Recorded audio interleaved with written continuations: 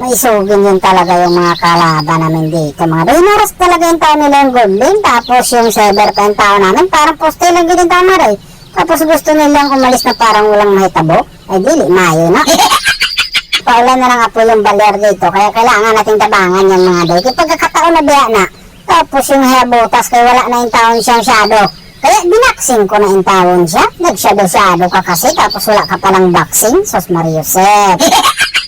Tabangan ko lang naman sana sila dito sa pangarap nilang tagong mga doy. Kaso kay pumalag noon kay naging dalawa man sila dito mga doy. Tapos nag-stack up ako. Mura manig mga cheater yung mga kalaban ko. Tapos gusto nilang umalis na murag wala rin na itabo. Sige mag-shadow ka kay i-boxing giti ka. Tanawa lagi. Expire ba yung shadow mo? Dito, tinuruan ko yung Mia Khalifa na dapat ganitong gawin mo, mag-push ka. Kaya lang dumating maninuan si Joey. Tinuruan ko lang yung Mia Khalifa. Nang alam ka pa, bihira nga lang magturo, mali pa. Dahil sa ginawa ng Joey na yung mga dayan, hindi lumago talaga ako. Nagtuturo ako kanina, tapos ganyan ka sa akin. Kaso kay binilibol muna ako mga doy. Pinagpasapasakan muna ako nila. Ikaw may kasalanan nito Mia Khalifa. Pinabayaan ko na yung Mia Khalifa doon mga doy. Hayaan ko na siya sa mga niyang pangarap. Tapos dito yung hayabutas kaya nag-shadow man mga doy. Kaya kaya wala naman siya shadow. I-boxing ko na naman to siya. Sos Mariusep. Nandun nuan lahat ng mga kalaban sa baba mga doy. Kaya naning kamo talaga ako dito. Nagdala pagit pa ng tiil.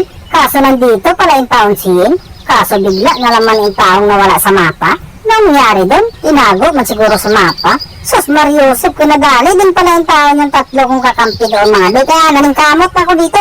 Last tower na ba ni? Kaso kay naubusan mo na ang minions. Binanabalan ko na yung green jet. Sos Mariusep, nawala na naman yung taon sa mapa mga doy. Matampuhin kayo masyado, aba.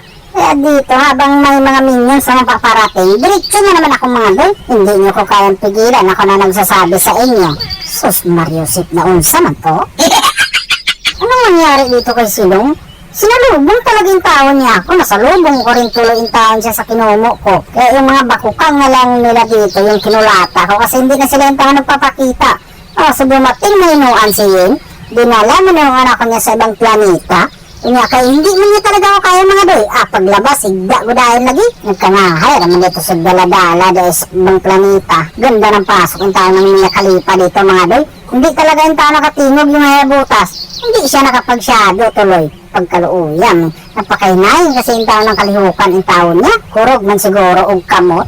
Kaya dito, nag-clear na ako dito sa mga bakukang nila para ma-push na yung tao to sa baba mga doy para nag-iisang tore na lang yung kakapit sa kanila dyan. At dahil may life jacket tayo, ipain ko yung sarili ko mga doy kasi may life jacket tayo eh. May second chance pa tayo. Saktong-sakto din yung tao ng sulod ng mga kakampi ko dito sa gayo na to. Kaya ang nangyari, naging alala na lang yung tao din yung mga kalaban namin.